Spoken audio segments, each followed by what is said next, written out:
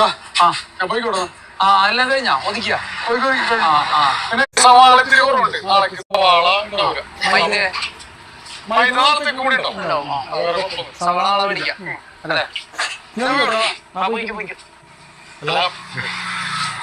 പൈസ അല്ലേ? എടാ പൈസ ഇന്നലെ വരെ ഞാൻ നിനക്ക് തന്നെയല്ലാന്നത്. ഇന്നിപ്പോ എല്ലാം ഇതിലെല്ലാം വന്ന് കിടക്കുന്നത്. ഒരു കാര്യം ചെയ്യാം, ഞാൻ മീറ്റിംഗ് കൊണ്ടുപോയിട്ട് പൈസ എണ്ണി നോക്കിയിട്ട് നാളെ തരാം നിനക്ക്.